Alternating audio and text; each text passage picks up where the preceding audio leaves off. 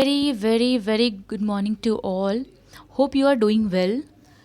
This is Sorbi, and today we are going to discuss about the second chapter, that is matter around us pure? In the previous chapter, we have already learned about the matter, properties, and blah blah. And we have learned about in the previous chapter we learned about the physical substances, and in this chapter we will learn about the chemical substances. Is the matter is pure or not? So let's start. So we all before we start the topic, just take a look about the subtopics which we are going to discuss today. That is introduction, pure and impure substances, mixture and its type, solution, suspension and colloids, depuration of mixtures. We already learned about the matter, and we all know that anything that takes space or occupies space is called matter. Whether it is air, whether it is food, whether it is pencil, chair, whatever you are seeing now that have mass is called matter. This is the flow chart which we are going to discuss today. Matter is subdivided into substances and mixture, and this substances is divided into elements and compounds. These elements can be metal, non-metals, and metalloids. Compounds will be like sulfur, or compounds may be like organic, inorganic, and mixture. And the second part is mixture. Mixture that is two form, that is homogeneous and heterogeneous. Homogeneous is solution and heterogeneous is suspension and colloidal. So we will learn or discuss part by part. Firstly, we will discuss about the pure substances, that is matter. Firstly, we will discuss about the what is element, and how can we define the elements. So we will start like an element is the simpler or basic form of a pure substances which cannot be broken into anything simpler than its physical or chemical method. And the and this elements, for example, metals, non-metals, and metalloids. We all aware about the what are metals, what are non-metals, and what are metalloids. So we will discuss one by one. The metals are the strong, tough, and they have tensile strength. They are sonorous, they can be polished. They are solid at room temperature except mercury. We have exception as well. They are good conductor of heat and electricity. Non metals are they are just opposite of metals. They are not strong, they don't have tensile strength, they are neither sonorous nor lustrous, cannot be polished. They are solid. They may be solid, liquid, or gas at room temperature, but they are bad conductors of heat and electricity. Move to the metalloids. They are few elements which possess the characteristics of both metals and nonmetals. They are actually borderline elements and are known as metalloids. For instance, boron, silicon, germanium, arsenic, and etc. Move to the next topic, that is compound. It is also a,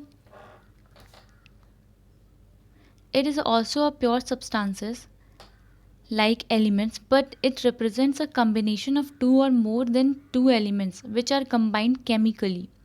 For instance, H2O, that is we called water, CO2, carbon dioxide, which we exhale during breathing, and etc. We have mainly two types of compounds, that is inorganic or organic. In what are inorganic compounds? These compounds have been mostly obtained from non living things such as rocks, minerals, A few example: common salt, marble, etc. On the other hand, organic compounds, we call that organic compounds. The word orgo related to the different organs of living beings. Therefore, organic compounds are compounds obtained from living beings like plants, animals. These compounds are quite often known as carbon compound. A few compound, for example,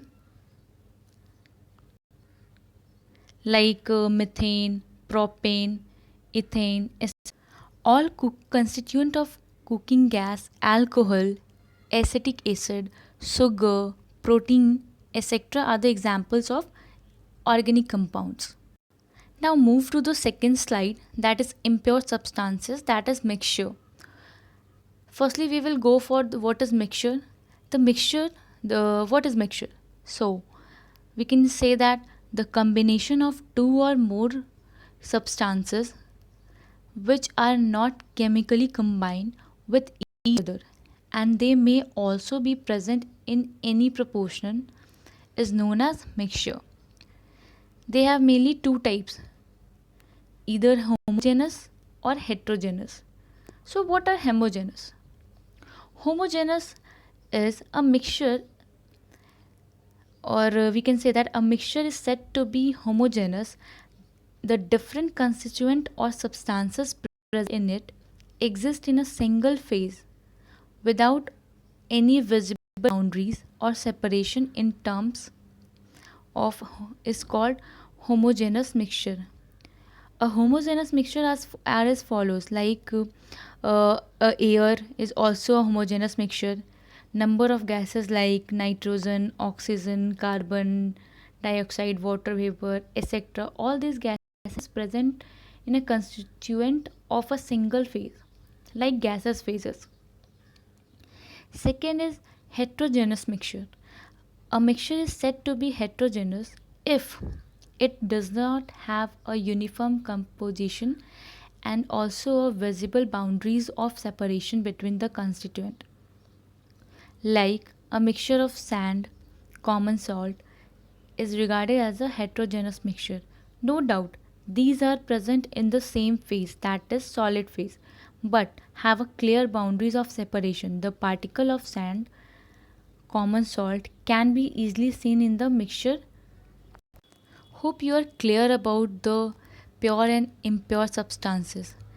Now we move to the next slide, that is most important, that is solution, suspension and colloids. So before we go for the solution, we have to know and we have to know what is solution. Mainly solution are of two types, that is saturated and unsaturated. A solution is said to be saturated if it has maximum amount of solute dissolved in it at a given temperature and no solute can be dissolved further. An unsaturated solution, a solution is said to be unsaturated if the more amount of solute can be dissolved in it at a given temperature. Now move to the suspension. What is suspension? The substance which are insoluble in water form suspension if the heterogeneous mixture in which the small particle of solid are spread throughout the liquid without dissolving in it.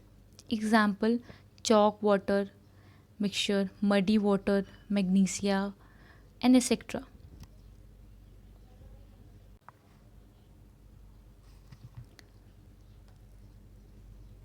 Now move to the third one, that is colloidal.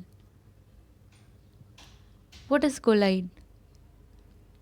Colloid is a kind of solution in which the size of a solute particle in intermediate between those two solution, and those are important, those are in suspension. Colloidal solution are also heterogeneous in nature like suspensions, but they have smaller size of particles which are distributed.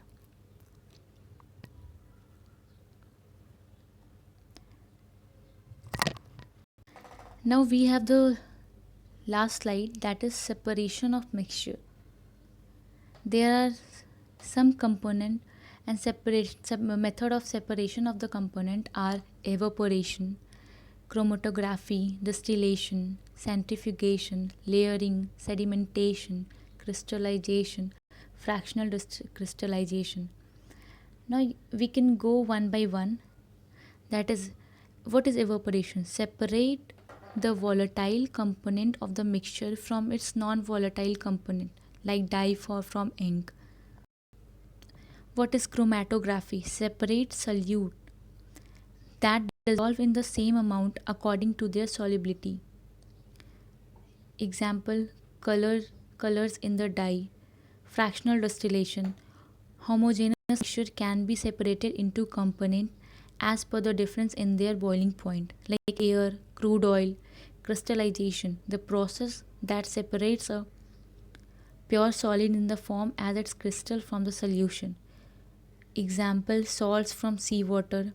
Distillation separates two miscible liquids that boil without decomposing and have sufficient difference in their boiling point, like acetone from water. Centrifugation, denser particles are forced to be bottom and lighter particles stay on the top with sperm.